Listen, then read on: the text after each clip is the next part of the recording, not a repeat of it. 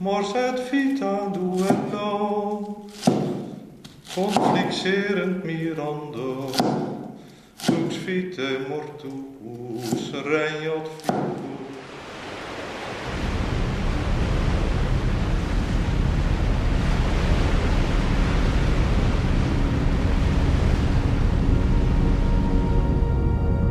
In this year, dire portents appeared over Northumbria and sorely frightened the people. They consisted of immense whirlwinds and flashes of lightning, and fiery dragons were seen flying in the air.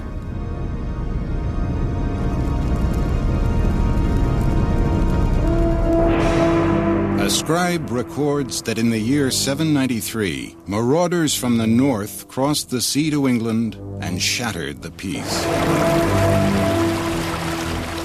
Pagans in search of treasure, they surprised the defenseless monastery of Lindisfarne.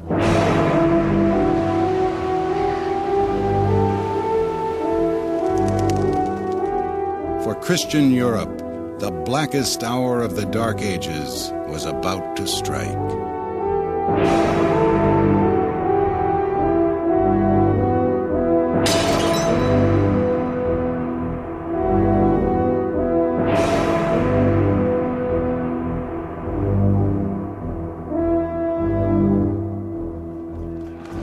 They came to the church, laid everything waste with grievous plundering, trampled the holy places with polluted feet, dug up the altars and seized the treasures.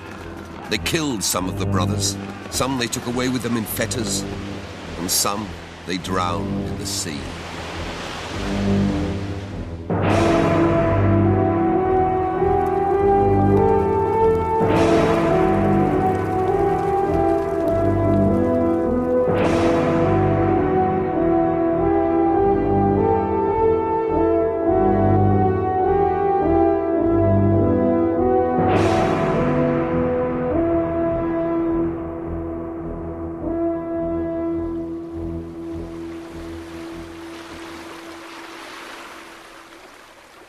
For 300 years, the sight of a Viking longship made Europe tremble, for it carried a fearsome crew, the greatest sailors of their day and the fiercest warriors.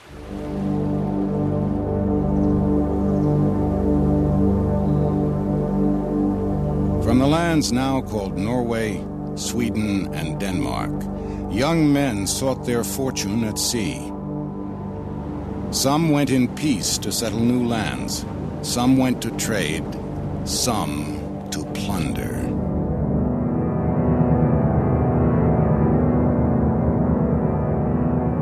In their sagas, Norse poets recorded and embellished the exploits of these seafaring warriors.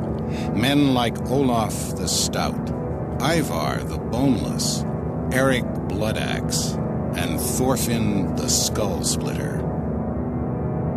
And an especially cruel Viking called Egil Skallagrimsson, whose exploits have been handed down across 1,000 years.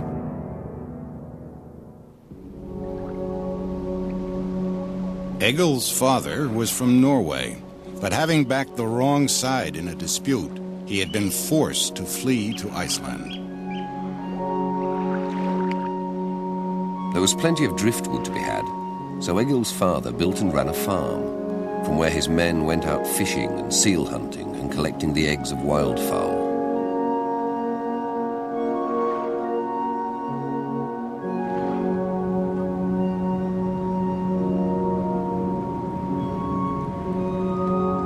Egil was born around 900 AD and raised in a small village.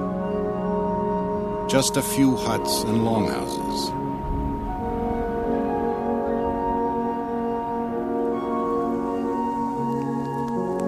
With his family, he lived in one or two windowless rooms, the air hazy with smoke, the walls blackened with soot. An Arab trader from a more civilized land was shocked by some of the Viking customs he witnessed. Anyone who slaughters an animal by way of sacrifice has a pole outside his house and hangs the sacrificed animal there. I have never heard such horrible singing. It's like a growl coming out of their throats, like the barking of dogs, only much more beastly. If a weak child is born there, it's thrown into the sea to save bringing it up. Egil was by no means a weak child. Like other boys, he played at war and watched in awe as his elder brothers and his father went off each spring to adventures Egil could only imagine and envy. It soon became obvious that Egil was going to be just as black-haired and ugly as his father. By the time he was 3 years old, he was as big and strong as a boy of 6 or 7 years. When it came to playing with the other lads, he was a hard one to handle. The saga records that at the age of 6, Egil lost a competition to a boy called Grim. The humiliation was unbearable. He ran up to Grim and drove the axe into his head right through to the brain. His mother said that Egil had the makings of a real Viking, and it was obvious that as soon as he was old enough, he ought to be given fighting ships.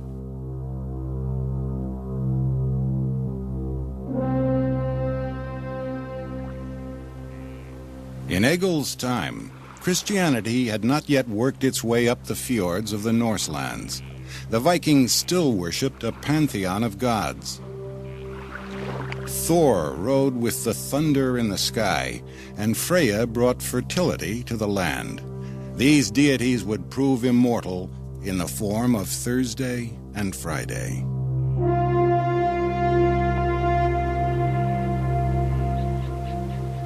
Warriors charged into battle, shielded by Odin, god of war.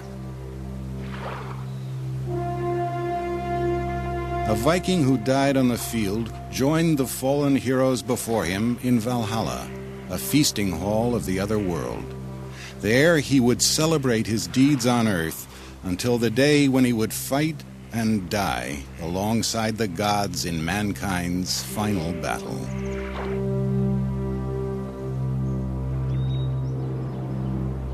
His destiny already ordained, Egil spent his childhood wrestling, dueling, and hunting, perfecting the makings of a real Viking.